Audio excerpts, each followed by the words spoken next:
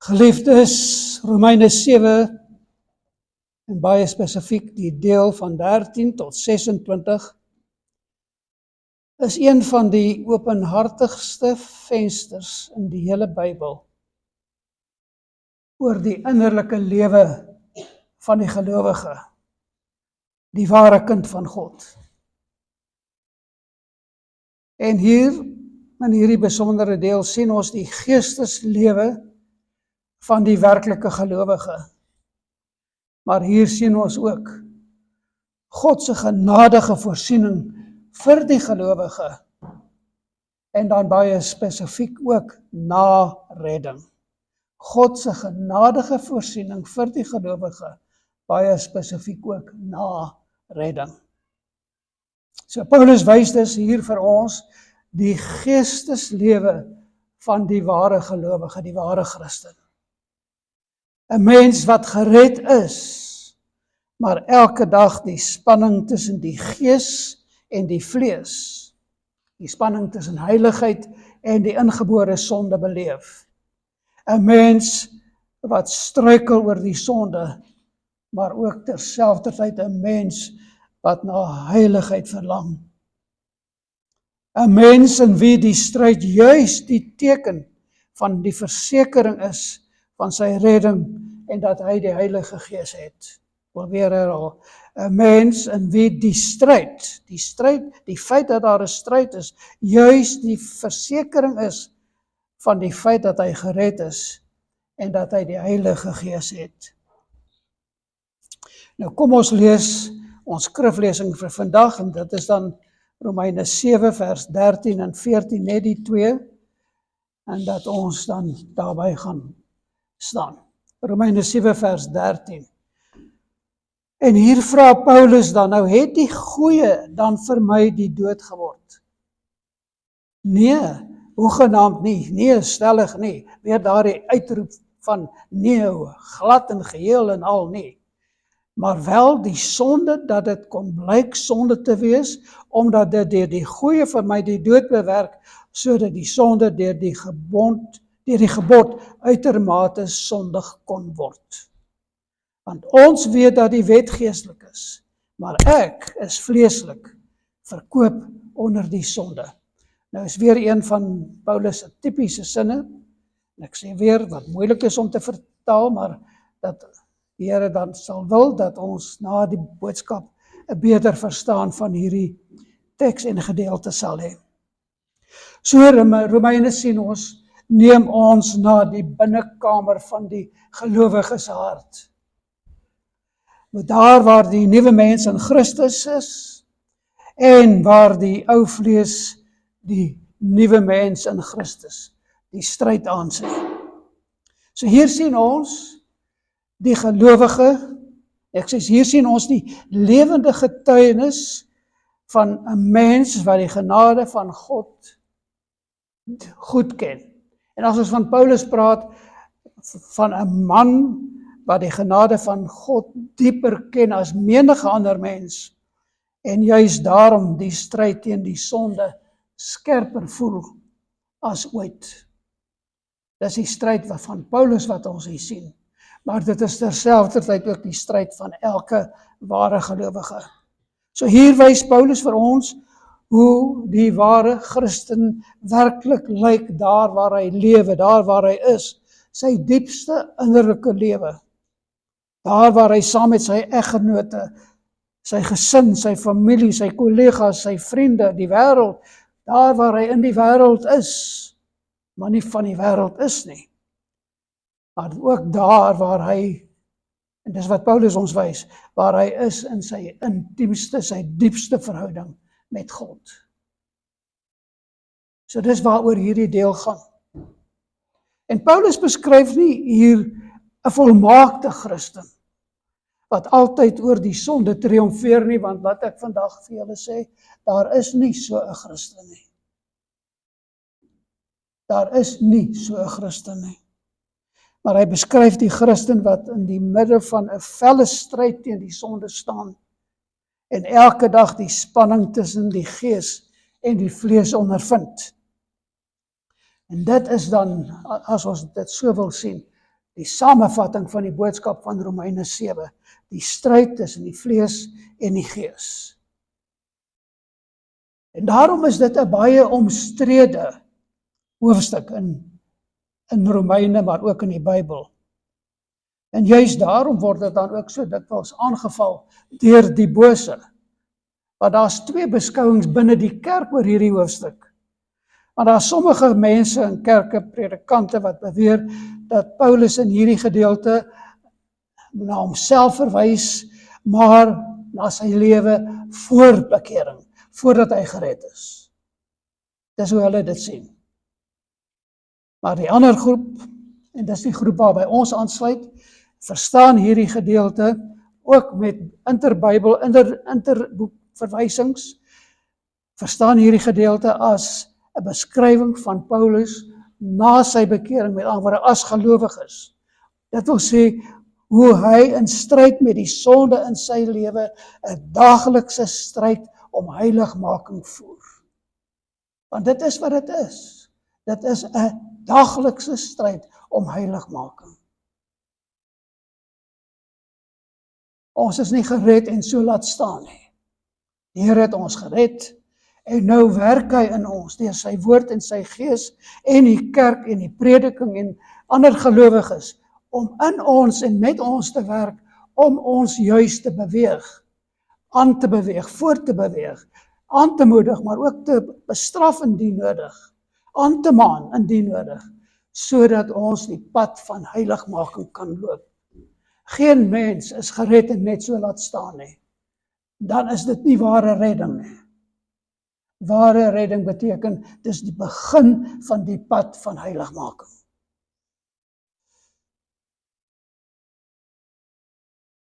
So ons glo dus dat wat Paulus hier beskryf, is nie die innerlike lewe van 'n ongelowige nie, maar die normale ervaring van elke gelowige.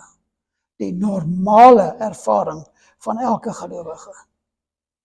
So die boodskap van hierdie hoofstuk is dus dat die stryd van 'n gelowige, 'n wedergebore mens, teen die sonde, die stryd teen die sonde, juis die teken en bewys is van 'n ware geredde lewe. So hoe weet die ware gelowige dat hy waarlik gered is, dat hy waarlik 'n kind van die Here is, wanneer hy 'n stryd het teen die sonde in sy lewe. Dit is die ware teken van geloof. Maar iemand wat maar net, as ek die Engelse uitdrukking kan gebruik, plain sailing het en dit gaan net goed en is net voorspoed, daardie persoon het groot rede tot kommer. Want dit is nie van die Here nie. En ek verwys juist ook na verlede week se boodskap in verband met juist die valslering wat in die kerk ingekom het. So hier het ons dus die stryd van 'n gelowige teen die sonde en dat die ware gelowige juist dit moet verstaan as 'n bewys van sy ware redding en dat hy die Gees in hom het. Dit is die bewys dat hy die Gees in hom het en dat die Heilige Gees in hom werk om te besef wat die sonde is. En in besonder, nie net die sonde in die wêreld nie, maar in besonder die sonde in sy eie hart. Die sonde in sy eie hart wat hy moet oorkom sodat daar heiligmaking kan plaasvind. En daarom sal die Heilige Gees hom sensitief vir die sonde maak en hom daarom verseker dat hy in stryd is teen die sonde en daarom dan 'n ware gelowige is. So ek wil vandag sê, geliefdes, dat die ware gelowige is intens so bewus van die sonde in die wêreld, die sonde van die mense rondom hom, ook teenoor hom, maar in die besonder ook die sonde in sy eie hart. Hy beleef dit as 'n intense stryd. Maar nou moet ons dit weet, ongelowiges, ongereddes, ervaar nie hierdie stryd nie. Hulle ervaar nie hierdie stryd nie. Hulle het nie die Gees nie. Hulle het nie die lig van God se woord nie. Hulle het nie 'n nuwe gereinigde hart nie. Die geestelik dooie mens is nie in stryd met die bose en die sonde in hom en die sonde om hom nie. Hy lewe heel gemaklik in hierdie wêreld. Solank dit net nie hom raak nie, dan is hy heeltemal tevrede met wat aangaan in sy lewe. En daarom wanneer ons dan na die Bybel gaan, geliefdes, is daar soveel tekste, oorvloedige tekste, wat die gelowige beveel, aanmoedig, om die stryd teen die bose op te neem. Daardie ou frase waarvoor julle seker al moeg is, maar julle moet hom hoor, nie sodat hy gered kan word nie, maar omdat hy gered is. Maar dit is die werklikheid van die gelowige. Nie sodat hy gered kan word nie, maar omdat hy gered is. Teks waarin ek byvoorbeeld dink is die wapenrusting van God. Efesiërs 6. Ek gaan hom weer lees. Trek die volle wapen, dis in vers 11, Efesiërs 6 vers 11. Luister wat sê hy. Trek die volle wapenrusting van God aan, sodat julle staande kan bly teen die liste van die duiwel. Wat sê die woord hierso? Besef gelowiges, ons is in stryd met die duiwel. Dis die duiwel wat ons aanval, in al sy gedaantes. Want ons worstelstryd is nie teen vlees en bloed nie, maar teen die owerhede, teen die magte, teen die wêreldheersers van die duisternis van hierdie eeu, teen die bose geeste in die lig. Daarom neem die volle wapenrusting van God op, sodat julle weerstand kan bied in die dag van onheil, en nadat julle alles volbring het, staande kan bly.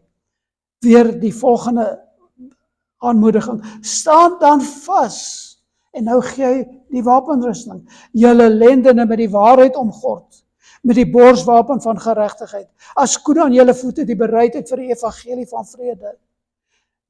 Neem die skild van geloof op, waarmee julle al die vuurige pyle van die bose sal kan uitblus, en neem aan die helm van verlossing, en die swaard van die Gees, dit is die woord van God, terwyl julle met alle gebed en smeking by elke geleentheid bid in die Gees, en juis daartoe waak met alle volharding en smeking vir al die heiliges.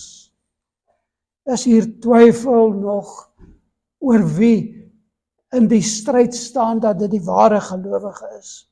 Is daar twyfel oor teen wie die stryd gevoer word, dat dit Satan en sy bose magte is, die hele wêreld, en dat dit soos wat die tyd aangaan, hierdie stryd net hewiger en hewiger kan word? Maar kyk wat gee God ons. Daar's 5 spesifieke dele van die wapenrusting om onsself te verdedig, maar een om hom aan te val, en dit is die woord van God. En daarom is dit dan so belangrik dat ons moet verstaan. Maar kyk waaroor is God begaan in die eerste plek, dat daar genoeg is om ons te beskerm. En daar is genoeg. Hy het voorsiening gemaak, maar hy het ook vir ons 'n swaard in die hand gegee, die woord van God, waarmee ons ook die bose kan aanval. En onsself kan verdedig. Dis nou in Efesiërs 6. Maar dink byvoorbeeld aan Filippense 2 vers 12 tot 16. Hier word die gelowige beveel om aktief in die stryd om heiligmaking te veg. Filippense 2 vers 12. Daarom, my geliefdes, soos julle altyd gehoorsaam gewees het, nie in my teenwoordigheid alleen nie, maar baie meer nou in my afwesigheid, werk julle eie heil uit met vrees en bewing. Wat beteken om jou eie heil uit te werk? Werk aan jou heiligmaking. Dis wat hy daar sê, werk jou eie heil uit, met vrees en bewing. Dis nie iets wat jy maar net kan laat gaan nie, dis nie iets waar jy onverskillig moet wees en sê, ek sal dit eendag los vir my ou dag nie. Nou, doen dit nou, terwyl jy nog die geleentheid het, selfs vandag. En hy gee dan die rede in vers 13, want dit is God wat in julle werk om te wil, sowel as om te werk na sy welbehae. Dat julle wil die stryd teen die bose voer, maar julle doen dit ook tot verheerliking van God. En dan vers 14, en doen dit sonder murmurering en teespraak, sodat julle onberispelik en opreg kan wees, kinders van God, sonder gebrek te midde van 'n krom en verdraaide geslag, onder wie julle skyn soos ligte in die wêreld. En nou verwys hy nie na wêreldsgoed nie. Hy verwys na juis die wapen van die Gees wat ons het, wat God vir ons voorsien het. Deurdat julle die woord van die lewe vashou. Die woord van die lewe vashou. My tot 'n roem teen die dag van Christus, dat ek nie verniet geloop of verniet gearbei het nie. Maar dat julle sal bewys dat die woord wat ek by julle verkondig het, inslag by julle gevind het. Dat julle geluister het, dat julle hoor. En dit is maar die gebed van elke prediker, waar hy ook al is en waar hy ook al preek, dat daar waarlik gehoor sal word en toegepas sal word en uitgeleef sal word. Dat die gemeente sal heilig word en waarlike getuienis in hierdie wêreld sal wees, teenoor mekaar, teenoor hulle geliefdes almal. So Paulus se opdrag is dus, wat sê hy, om hard daaraan te werk, om julle heiligmaking in die wêreld en aan die wêreld te wys. Wys dat julle gered is. Daar's nie tyd om onverskillig meer te lewe in hierdie dae nie. Wys dat julle gered is. Moenie lewe soos die ongeredde wêreld nie. Kyk na wat vers 13 beklemtoon. Want daar sê hy vir ons die rede hoekom dit is, want dit is God wat in julle werk om te wil, sowel as om te werk na sy welbehae. God werk in ons. Dit is sy woord wat ons hoor. Dit is sy gees wat ons oortuig. Dit is sy woord wat verkondig word. Dit is sy woord wat ons bestudeer wanneer ons daarna toe gaan. En hy werk daardeur en daarmee. En dan kom sy Heilige Gees en bevestig dit en sê, maar dit is hoe jy moet wees. Dit is hoe jy moet lewe. Kan iemand onverskillig wees daaroor? Nee, nie die ware geredde nie. Ons kan nie onverskillig oor hierdie dinge lewe nie. Maar wat hier dan staan in vers 13, want dit is God wat in julle werk om te wil, sowel as om te werk na sy welbehae. Wat is daardie werk? Om teen die bose te staan, en dit is dan die hart van Romeine 7. Hierdie hele Romeine 7 van Paulus. Maar is ook die hart in besonder van die teksvers waarmee ons vandag besig is en nog volgende week besig sal wees. So hier is nie 'n beskrywing van 'n ongelowige, die mens sonder die Gees nie, die mens sonder die woord van God nie, die mens sonder die krag wat van God nie, maar dit is juis die eerlike getuienis van 'n gelowige met die Heilige Gees. En dit is die boodskap wat na ons toe kom. Hoor hierdie boodskap, ontvang dit in jou hart en verstand en lewe daarvolgens. En werk hard en in ywer daaraan om dit uit te lewe tot verheerliking van die Here. So wat is die implikasie hiervan? Wel, in eerste plek behoort dit gelowiges te bevry van die vals idee dat om sonde in jou lewe te erken, van ongeloof of ongeredheid getuig. Hoor julle wat ek sê? Dit bevry die gelowiges van die vals idee dat omdat jy sonde in jou lewe het, dit dan eintlik van ongeloof of ongeredheid getuig. Dit sê ek op hierdie stadium met kwalifikasie, ons kom weer terug hiernatoe.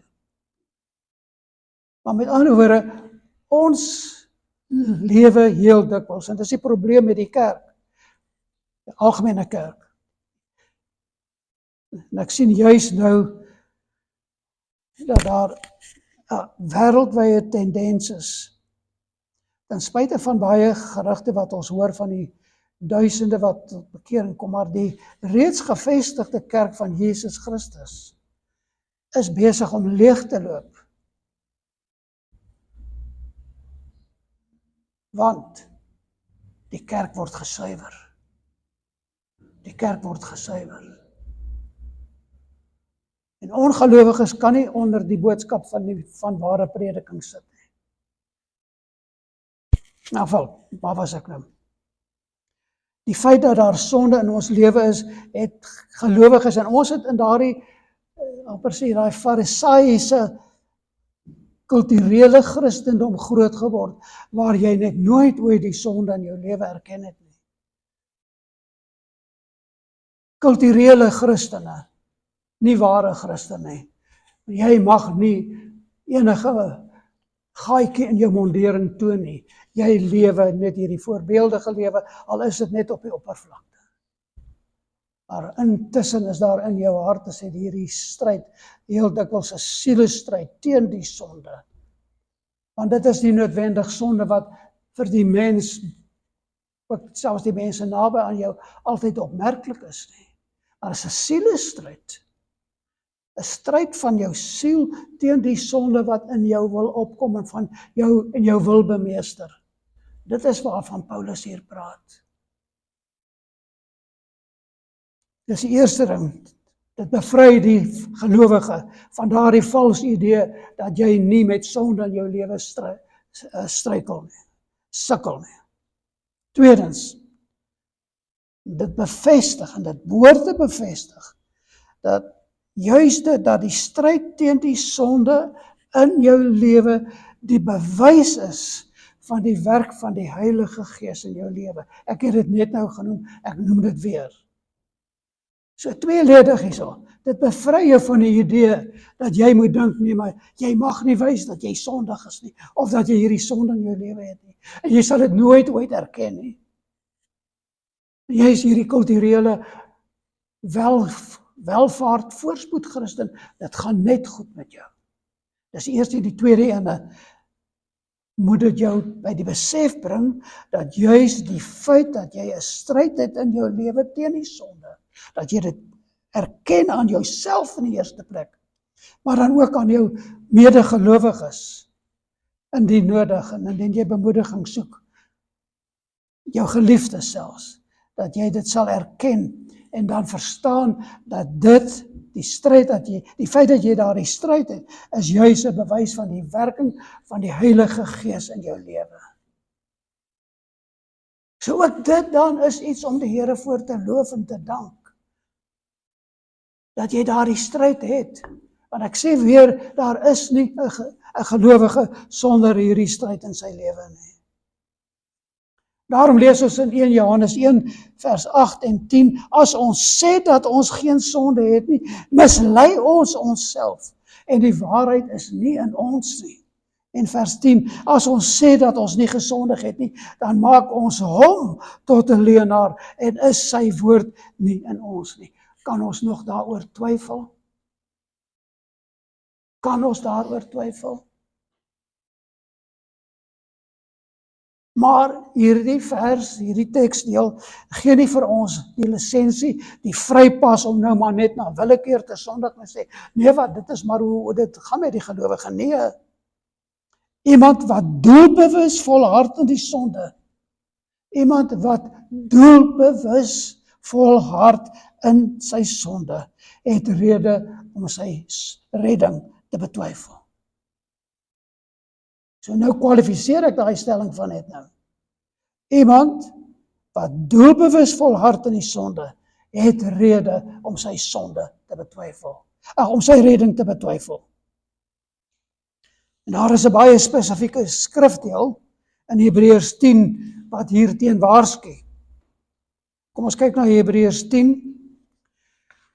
Nou almal ken daardie bekende deel in Hebreërs 10 vers 25 waar die gelowige aanmoedig om nie die byeenkoms van die gelowiges te verwaarloos nie, met ander woorde, om nie die byeenkoms van die kerk te verwaarloos nie. Maar dan in vers 26, daarvan verder tot by 29, kom daar 'n baie spesifieke waarskuwing. En nou luister wat sê Hebreërs 10 vers 26. Want as ons opsetlik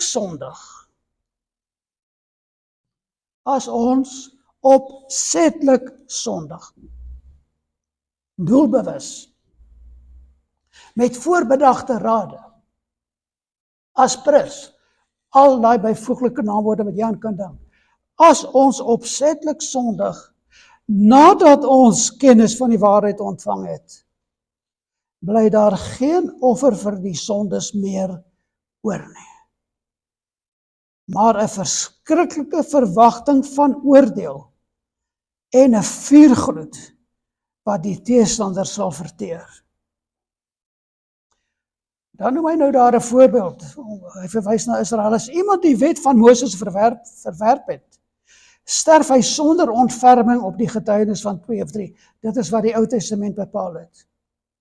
En nou kom hy by die Nuwe Testament, by die gelowige, die Nuwe Testamentiese kerk. Hoeveel swaarder straf dink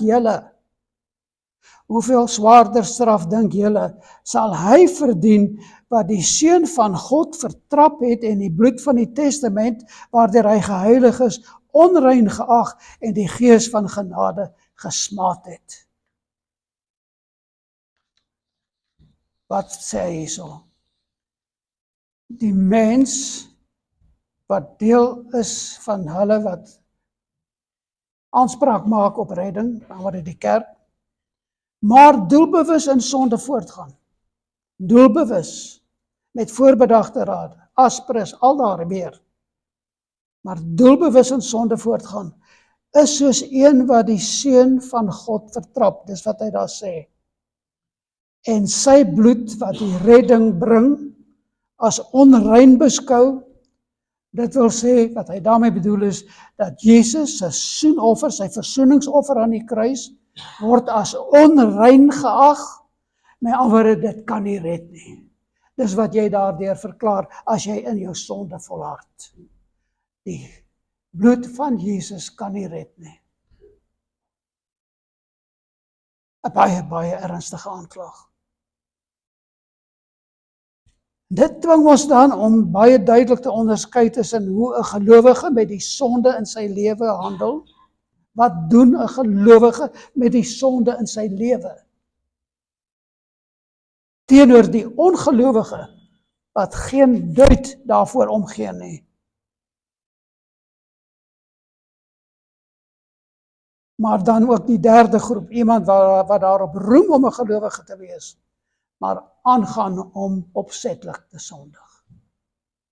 So die gelowige, die ongelowige, en dan hierdie ene wat roem om 'n gelowige te wees, maar hy gaan lustig in sy sonde voort. En dit is wat die Here wil hê, dat ons moet onderskeid tref daartussen, tussen daardie groepe. En dit is wat ons by gaan uitkom. Nou kom ons gaan terug na ons teksvers in Romeine 7.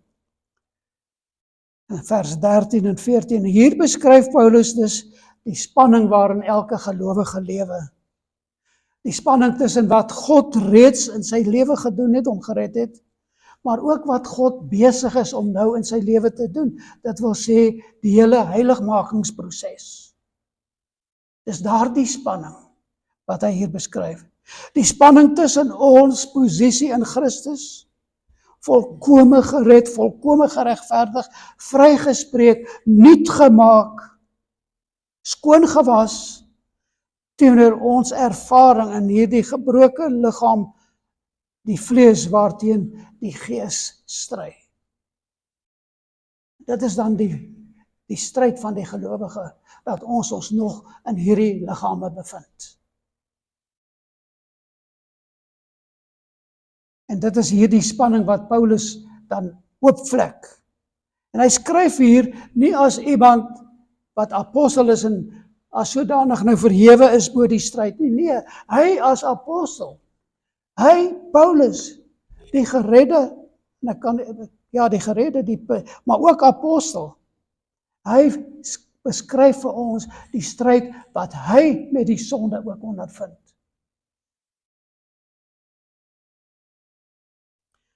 En daarom moet ons verstaan dat hierdie skrifdeel is nie om ons te ontmoedig nie, maar eerder om ons te bevry en ons aan te moedig om met die sonde in ons lewens te handel. Dit bevry ons, weer eens wil ek dit sê, van die leuen dat die stryd teen die sonde, of die aanwesigheid van sonde en die stryd daarteen 'n teken van mislukking as gelowige is. Glad nie. En dit bevry ons van die valse idee dat ware gelowiges nie 'n worstelstryd teen die sonde het nie. En daarom, wat ons hier sien, hierdie verse, hier skryf Paulus met 'n dringendheid. En hy skryf met 'n dringendheid, nie om ons plat te slaan nie, maar om ons te leer hoe om te leef as mense wat reeds nuut gemaak is, gered is. En nou vir die eerste keer die vermoë het, na redding om teen die sonde te kies. En teen die sonde op te tree. En met die sonde te handel. Na redding het ons vir die eerste keer die vermoë om dit te doen. En ons moet daardie vermoë vrylik beoefen. Meer gereeld beoefen.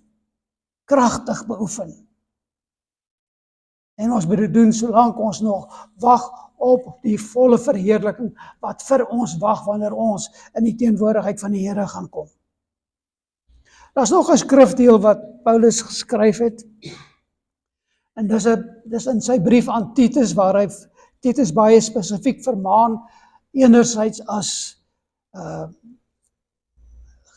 as die leier van die gemeente in waar hy is, maar dan ook Titus as gelowige. En hy sê vir hom as ouderling, Titus 2 vers 7, betoon jou in alles 'n voorbeeld van goeie werke, met onvervalsheid in die leer, waardigheid, opregtheid. Laat die woord gesond en onweerspreeklik wees, sodat die teenstanders beskaam kan word en niks sleg kan hê om van julle te sê nie. Dit is hoe julle in die gemeente moet wees. En dan kom hy in vers 11 en dan gee hier die besondere rede, want die reddende genade van God het aan alle mense verskyn en leer ons om die goddeloosheid en wêreldse begeerlikhede te verloon, om daar afstand te doen, om weg te hardloop daarvan. En ingetoe en regverdig en vroom in die teenwoordige wêreld te lewe. Ekskuus. Ek wil weer herhaal. En om ingetoe en regverdig en vroom, heilig in die teenwoordige wêreld te lewe. Terwyl ons die salige hoop en die verskyning van die heerlikheid verwag van die groote God en ons verlosser Jesus Christus. My ander, dit is die onverwelklike hoop en verwagting van die ware gelowige. Terwyl ons wag, moet ons wys dat ons die wagting dus is op die verheerliking wat gaan kom.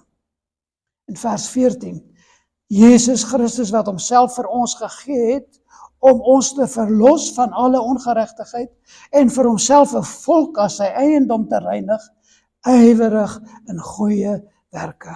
Ons moet wys, ons is sy volk, want hy het ons gereinig om ywerig in goeie werke te wees.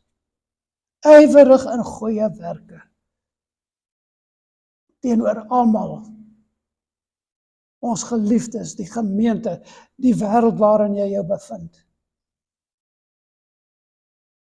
So God se woord plaas met ander woorde, as ons na hierdie skrifdeel ook nou nog bybring by die ander, dan plaas dit groot klem op 'n lewensboodskap wat ernstig is oor die daaglikse heiligmaking van elke ware gelowige.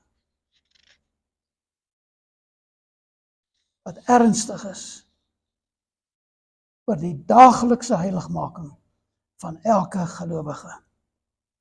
Nou kom ons kyk nou na vers 14. En hier beskryf Paulus nou in 'n groot mate wat die oorsaak van die stryd is. Wat die oorsaak van die stryd is. Romeine 7 vers 14, want ons weet dat die wet geestelik is. Daardie wet van God is geestelik. Dit is die definisie van geestelike welstand, geestelike gehoorsaamheid. Nie dat ons dit hoef te gehoorsaam nie, maar ons wil dit gehoorsaam omdat dit God se wet is. Maar ons word nie daardeur gered nie. Want ons weet dat die wet geestelik is. En dan sê hy daardie woorde, maar ek, oor Paulus, ek, elkeen van ons, soos ons hier sit, elkeen se naam, is vleeslik. Is vleeslik. Verkoop onder die sonde. Paulus, wat bedoel jy? Verkoop onder die sonde. So, Paulus beskryf hier, hy wat nou 'n bekeerde is, 'n apostel is, wat deur die Heilige Gees ingewoon word, hy wat verklaar dat hy midde in die stryd teen die sonde staan, en dan in hierdie verklaring stel hy twee begrippe teenoor mekaar, wat juis dan die oorsaak van die stryd is waarin ons bevind. Eerstens die wet wat geestelik is. Hoekom is die wet geestelik?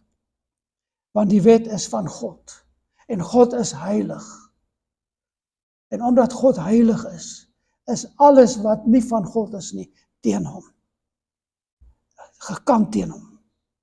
En dan in die tweede plek noem hy sy liggaam, die menslike liggaam, wat vleeslik is. En dan om dit verder te beskryf, voeg hy daardie frase by, verkoop onder die sonde. En dan moet ons onmiddellik die vraag vra, hoe kan Paulus as wedergebore mens dit sê? Hoe kan hy sê, hy is verkoop onder die sonde? En dit is dan wat ons weer bring by daardie lys wat ons al soveel keer van tevore gehad het, dat julle almal hopelik ergens nog het, ek sal dit weer 'n slag publiseer ook, maar daardie lys van, wat is ons posisies in Christus? Nee, wat is ons posisie waarlik, teenoor wat dit moet wees? Onthou julle daardie lys wat ek vir julle al van tevore gegee het, herhaalde kere in die geskiedenis. Ons posisionele lys teenoor wat ons praktiese lys teenoor wat ons posisioneel is. Gelowige en wat ons moet groei om te word. So, en ons moet daardie twee stryd verstaan. Daai twee spalt verstaan. Die verskil tussen ons posisie, wie ons in Christus is, en wat ons moet wees, wat ons moet word. Verstaan dit so, voor God is ons in Christus volkome vrygespreek. Ons ou mens is saam met Christus gekruisig. Ons is dood vir die sonde. Ons is lewend vir God. Dit is ons posisie. Dit is ons identiteit. Dit is ons status as gelowiges. Maar in die praktyk, in ons daaglikse ervaring, leef ons nog in hierdie gebroke liggaam, hierdie sondige liggaam wat ons het, wat ons sal aanhou in lewe tot en met ons sterwe, of die wegraping wat ook al eers te kom. Die vlees bedoel Paulus hiermee, hy verwys na daardie sondige geneigtheid wat nog in ons vlees aanwesig is. En dit is nie meer ons meester of ons eienaar nie. Julle onthou wat hy voorheen die twee wette waaraan ons gesterf het. Die voorbeelde wat hy gesê het, ons is nie soos 'n vrou wat nie meer die vrou van 'n gestorwe man is nie. Sy word deur die dood vrygestel. Net so is ons dan as mense, is ons van die dood vrygestel. Van die dood vrygestel. Ons is dood vir die wet, sê hy. Maar wat wel waar is dat ons het 'n stryd dan nog hier teen die sonde wat in ons liggame nog is. omdat ons in hierdie liggame nog is. Ons kom terug na daarin. Maar Paulus het ook byvoorbeeld in Galasiërs 5 vers 17 ook 'n lang lys gegee van hoe die vlees begeer teen die gees en die gees teen die vlees. Galasiërs 5 vers 17. Die vlees begeer teen die gees en die gees teen die vlees. Nou maar daar is 'n botsing tussen hierdie, ons gees teen ons vlees. En dit is die spanning waarin elke gelowige daagliks lewe. Die nuwe mens, die geredde mens, wil die goeie doen. Hy wil, dit behoort so te wees. Maar die vlees wil dikwels die teenoorgestelde. En daarom sê Paulus, ek is verkoop onder die sonde. Ek is nog in 'n sekere sin uitgelewer aan die sonde. Nie omdat ek nie gered is nie, maar omdat ek nog in hierdie liggaam is wat die sonde in my lewe teenwoordig maak. Ons is volkome vrygekoop. Die prys is ten volle betaal. Maar ons leef nog in 'n wêreld waar ons die ou meester in ons lewens nog wil probeer dien. Omdat ons in hierdie liggaam is, in hierdie vlees teenwoordig is. En dit sal so aanhou tot op die dag verheerliking. Maar die mate waarin ons oorwinning oor die vlees behaal, is die mate waarin heiligmaking plaasvind. Dit is presies die punt waar heiligmaking plaasvind. Daardie mate waarin ons oorwinning behaal teen die sonde. Oor die sonde. Dit is heiligmaking. Romeine 8 vers 23. Ons sug en wag op die verlossing van ons liggaam. Daar sê hy dit duidelik. Ons het hierdie versigtiging van ons, as ons maar net hierdie sonde van kan ontslaa raak. As ons maar net oor die sonde in ons lewe kan triomfeer. As ons maar net ons liggame kan bedwing en nie uiting gee aan dit wat ons so graag doen om die ou meester van die liggaam te gehoorsaam nie. En dan is daar die implikasie, naamlik dit dat die gelowige wat die diepste worstel met die sonde, wat werklik hierdie worstelstryd ervaar, is dan nie die swakstes onder die gelowige nie, maar die sterke. En hy wat die sonde erken dat hy 'n stryd het met die sonde, is juis die ene wat die sonde gaan oorwin. Maar solank as wat jy dit binnekant jouself hou en jouself hier op 'n manier probeer heilig hou, terwyl jy die sonde onderdruk, is juis die ene wat die moontlikheid tot genesing dan laat verbygaan. Want hoe helderder die lig van God in jou skyn, deur die werking van die Gees, deur die werking van sy woord, hoe skerper sien jy as gelowige hierdie sonde in jou lewe. Hoe meer word jy deur daardie sonde aangespreek. Die Engelse praat van die woord convict. You are convicted by your sin. Jy word aangekla, jy word vervolg deur daardie sonde. En hoe heiliger jy groei in jou heiligmaking, hoe skerper is hierdie kontras in jou lewe, hoe erger is die sonde vir jou. En dan kom ons weer terug by daardie ou argument, dat 'n dooie mens belewe nie pyn nie. As jy dood is, geen pyn nie. In jou liggaam nou praat ek. Maar wel die lewende mens, in wie die God se Gees woon. Hy ervaar hierdie pyn. So sien dan uit na die pyn wat jy ervaar. Sien dan uit daarna, want dit is God se werking in jou. En dit is jou die stryd wat jy het in die liggaam wat jy het, met die Gees wat jy het, en jou vermoë om teen die sonde te kies en teen die sonde te staan. Laat dit dan plaasvind. Want dan verwelkom jy ook heiligmaking. 1 Johannes 1 vers 5 en 7. God is lig, en as ons in die lig wandel, reinig die bloed van Jesus ons van alle sonde. So moenie jou sonde in die donker hou nie. Bring dit ten minste vir jouself op na die lig en sê vir jouself, ek het hierdie stryd. Ek stry met hierdie sonde. En ek wil oorwin en Here, help my deur die Gees. Lei my deur die woord. Lei my in die waarheid. Moenie dat ek dit vir myself verbloem nie. Want dit is juis die lig, hierdie lig waarvan 1 Johannes praat. Die lig bring reiniging, want dit openbaar die sonde. En as daai sonde nie openbaar word nie, en as ons dit ook vir onsself onderdruk, dan kan daar nie reiniging plaasvind nie. Nou dit bring my dan ook by daardie lys wat op die bulletin is, as julle daarna wil kyk. Dis ook 'n lys van omtrent 13 jaar gelede, 'n preek wat ek oor Galasiërs gepreek het. Dit was toe die dae toe ons nog Engels was. Die wandel in die Gees. Gaan kyk na daardie lys, ons gaan nie vandag dit deurgaan nie.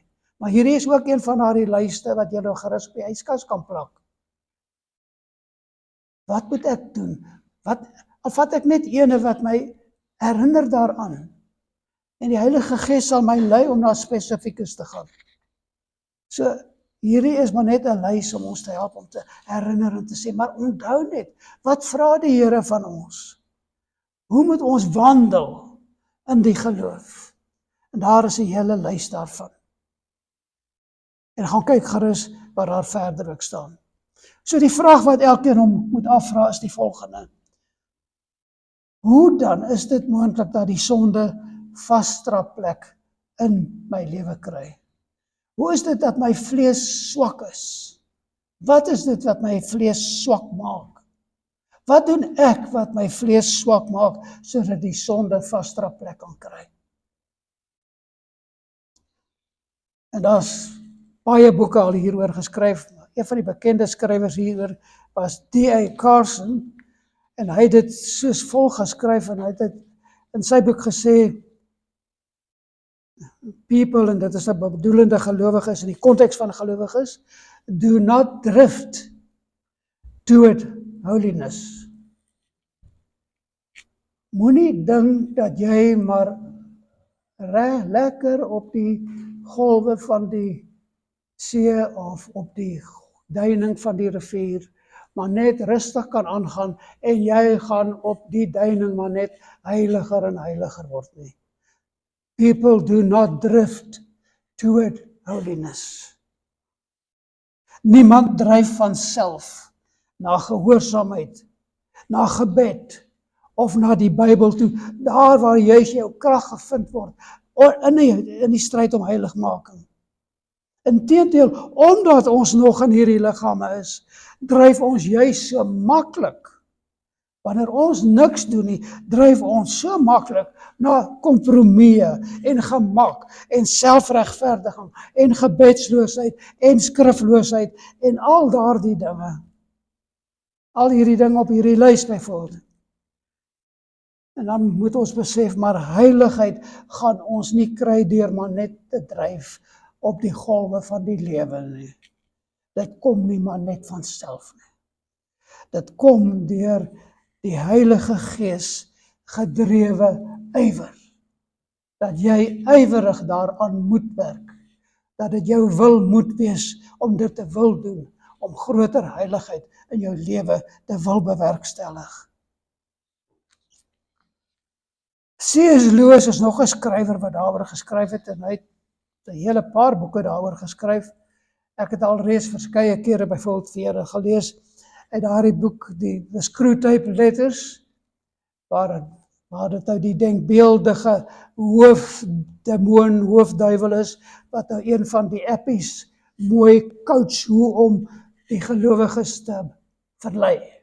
Dat hy beskryf mooi wanneer is die swak tye, wanneer die gelowige kwesbaar is, swak of spesifieke situasies waar die gelowige hom bevind wanneer hy kwesbaar gaan wees, spesifieke taktiek wat hy aan die dag moet lê, sodat hy die gelowige kan laat struikel.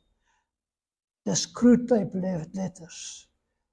En as ons dit lees, dan besef ons maar, ons bevind ons in al hierdie situasies. Dis werklik 'n boek wat jy gerus kan lees. Maar net besef maar hoe kwesbaar ons is.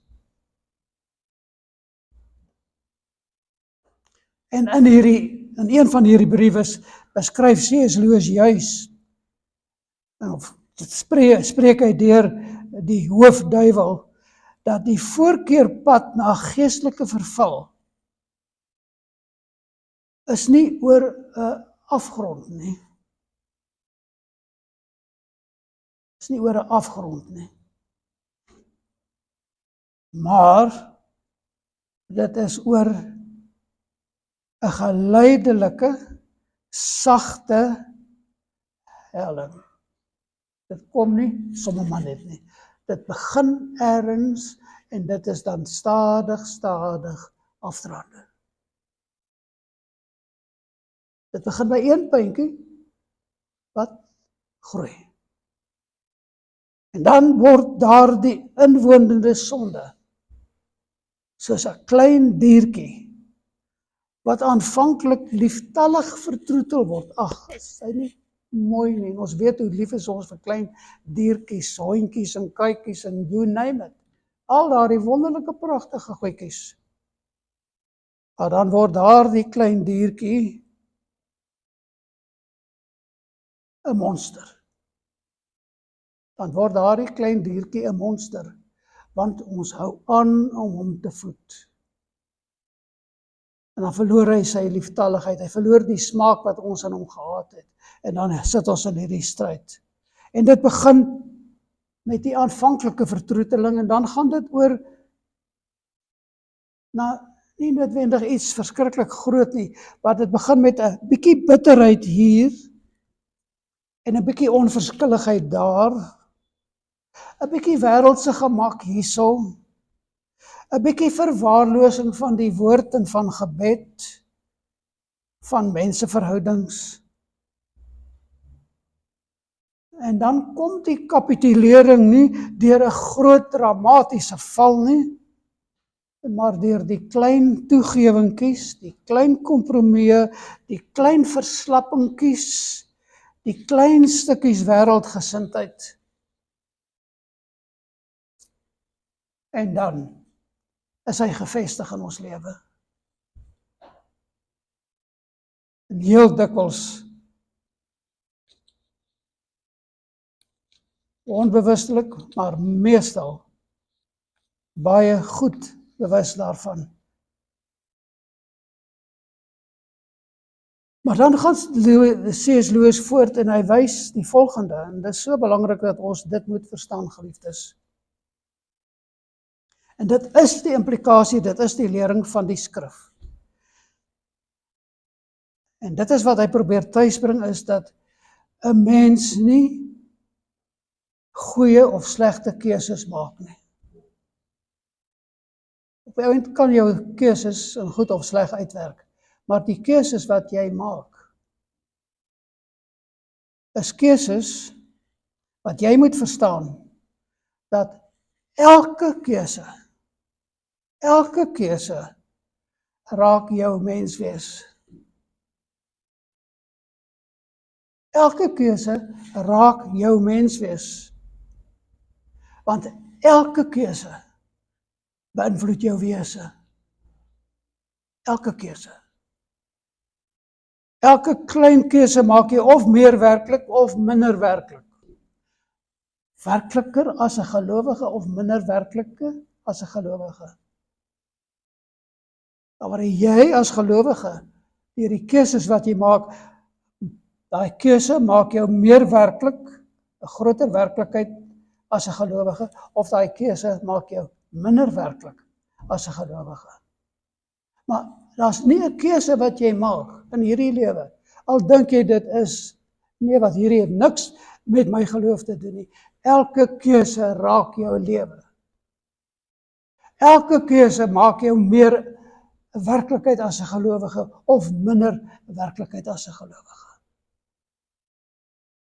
Elke keuse maak jou meer mens wat in heiligheid wandel of minder mens wat in heiligheid wandel. of jou meer bewus of minder bewus van jou geloof wat vertroetel moet word. Dit maak jou meer bewus van heiligheid of dit verdoof jou vir heiligheid. En so kan ons aangaan. En dan begin ons by die besef kom dat sonde is nie net teen die gees nie. Dit is ook 'n vervorming ten goeie of ten slegte van jou hele menswees.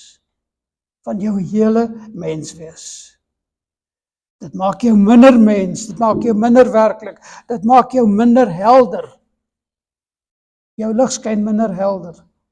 Dit maak jou minder bewus van God. En presies die teenoorgestelde is dan ook waar. Maar dan bring dit ook die besef dat heiligheid is nie net gehoorsaamheid nie. Heiligheid is ook daar om juis so in jou lewe te werk, dat dit nie net ten opsigte van jou verhouding met God spreek nie, maar ook jou menswees herstel, jou verhouding met jou medemens. Dat jy nie in sonde, ongeloof of vyandskap of enigiets met jou medemens kan lewe nie. Dit herstel jou keuses, herstel jou menswees, jou gelowige wees in die wêreld, of dit vernietig dit. Jy word nie beter of slegter nie. Jy word meer mens of minder mens wat God aan die wêreld uitleef. Jy word meer Christus gevormd of minder Christus gevormd. Maar daar's nie 'n posisie van neutraliteit nie. En dit bring ons nader aan dit wat ons, laat ek dit anders stel. Elke keuse wat ons maak, kan ons nader bring aan dit wat ons as mens in Genesis 3 verloor het in Adam en Eva. Dank daaraan, as die sondeval nooit plaasgevind het nie, watter wonderbaarlike lewe sou ons vandag gehad het. Maar ons het nie, want ons het dit verbeur in Adam en Eva. Maar deur die keuses wat ons maak, elke keuse wat ons menswaardigheid en ons geloofwaardigheid meer en meer herstel en aan die wêreld wys, bring ons nader aan dit wat ons in Adam en Eva verloor het, verbeur het. Wat dit wil sê, daardie groter heiligheid wat ons kan beleef, is dan die heiligheid wat vir ons groter vrede en vreugde in hierdie wêreld gee. Daar waar jy sit en jy gee vir jouself op 'n skaal van 1 tot 10 punte uit hoe gelukkig en tevrede en hoeveel vrede jy in die lewe het, jy kan op daardie skaal klim, groei, in die mate waarin die keuses wat jy maak, in die groot dinge, die klein dinge, die onbelangrike dinge, elke ding kan jy groei, na mate jy die keuses maak om God te verheerlik in dit wat jy doen en in dit wat jy is. Jy kom nader aan dit wat jy ons in Adam en Eva verbeur het. Elke keuse tel. Daar is nie onbelangrike keuses nie. Daar is nie onbelangrike momente nie. As gelowige tel elke oomblik. As gelowige tel elke besluit, tel elke daad, tel elke aksie. Alles tel. As gelowige, en dit vat jou of nader aan God, of dit beweeg jou weg. In jou heiligheid, die heiligheidsraamwerk, 1 tot 10. Dit is die keuse waarmee ons as gelowiges worstel. Dit is die keuse wat Paulus vir ons hier in Romeine 7 wys. En ons moet besef, ons is in stryd met die vlees. Nie dat die vlees op sigself as sodanig, die liggaam is nie op sigself sondig nie. Dis nie wat hy bedoel nie. Maar die feit dat ons in hierdie liggame is, en dan, omdat ons voorheen toe ons onbekeerd was ons uitgelewer aan die begeertes van die vlees, wat ons nie nou meer is nie, en nie meer behoort te wees nie. Want dit is juist die stryd wat ons stry. En dit is dan ook waar na ons volgende keer, wanneer ons na Romeine 7 vers 15 en verder gaan ons so met hierdie stryd te doen kry, en hoe Paulus dit beskryf. Ek wil by wyse van afsluiting net een deel van C.S. Lewis werk aanhaal hierson. En dit behoort ons almal te bemoedig. Hy skryf hierso: The weight of glory, die gewig van die heerlikheid, this transformation to its full humanity and participation in divine life was both gift and task. Dit het na ons toe gekom as 'n geskenk, ons weet dit, wat Efesiërs 2 sê, ons redding het na ons gekom as 'n geskenk.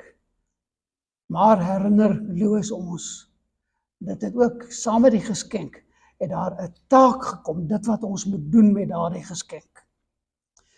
It was a gift because you couldn't achieve it through your own effort. It required grace, divine assistance, in remaking our consciousness. Dit is wat toe begin werk, deur die genade van God, wat hy deur sy gees en sy woord in ons begin werk het ons begin besef, maar wat is hierdie geestelike lewe waarin ons onsself bevind? Hy het ons nie gered en gelos nie, ons as dit ware maar net op die see laat dobber nie. Nee, daar was 'n taak wat saam met daardie geskenk gekom het. Hy sê, but it was also task, because grace didn't override human will, but worked through human cooperation. Deur ons samewerking met die Gees vind heiligmaking plaas. So God verrig nie, veroorsaak nie, doen nie heiligmaking in ons sonder ons samewerking.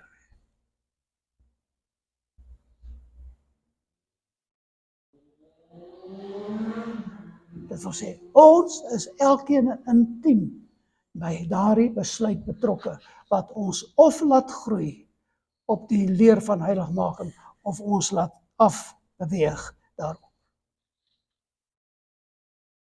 En dan gaan hy voort, hy sê, you had to consent to transformation. You had to open yourself to grace. You had to work out your salvation with fear and trembling. Dis wat ons net nou nagekyk het in Filippense 2, né? Even though God was the ultimate source of growth, the internal war was this participation in the creative work of God, the bringing of new consciousness into existence, the fulfillment of human potential that had been designed into human nature from the beginning, but required cultivation and grace to actualize, to make it real. And this gave every moment, en ons kan daarbij voeg, every decision, infinite significance, while simultaneously removing the crushing burden of believing you had to accomplish transformation through your own efforts. So wat sê hy hier? God werk in ons, deur sy gees en sy woord, om heiligmaking te bewerkstellig. Maar, hy stel tot ons beskikking homself, Jesus die redder. Hy stel tot ons beskikking gebed, om te nader en voortdurend in gebed te wees. Hy stel tot ons beskikking die woord wat ons lei en die Heilige Gees wat ons aan die hand vat en ons saam en hierdie pad saam met ons loop. Dis wat hy tot ons beskikking stel, maar hy vra van elkeen, kies. Kies heiligmaking. Kies heiligmaking. Kies heiligmaking. Amen. O Here, ons dankie vir u lewende woord. Dankie dat u woord ons vandag herinner dat die stryd teen die sonde nie 'n bewys is dat ons nie aan u behoort, maar juis 'n teken is dat u Heilige Gees in ons werk. En dat daar 'n stryd is omdat ons lewend is in die geloof, lewend is in Jesus Christus. Maar dan kom ons onmiddellik, Here, ook met die gebed, bewaar ons dat ons nooit met die sonde vrede sal maak nie. En dat ons dit altyd sal goed praat en sal soort van ons ore doof maak daarvoor, of ons oë toemaak daarvoor. Maar dat ons dit sal sien en erken en daarmee handel. Geef vir ons, Here, 'n groeiende liefde vir heiligheid. En geef ons 'n groeiende haat en afkeer vir alles wat u bedroef. En help ons om nie in gemaklikheid geestelik weg te dryf nie, maar om elke dag doelbewus nader aan Christus te leef. Gee dat ons u woord sal lief hê, getrou sal bid en die volle wapenrusting van God sal opneem met alles wat u vir ons gee om onsself te verdedig, maar ook om die bose aan te val. En Here, dan is ons gebed, wanneer ons struikel, herinner ons weer aan die kruis, waar Jesus, ons redder, ons verlosser, ons volkome vrygemaak het deur sy bloedoffer. Laat ons lewe dan al meer die beeld van Christus weerspieël aan hierdie bose wêreld, totdat die dag aanbreek waarop ons volkome van die teenwoordigheid van sonde verlos sal wees. O Here, en hoe sien ons nie daarna uit nie? En daarom is ons uitroep in hierdie lewe, Maranatha, o Here Jesus, kom. Aan u alleen behoort die eer. En ons bid dit in u naam, tot u eer en verheerliking. Amen.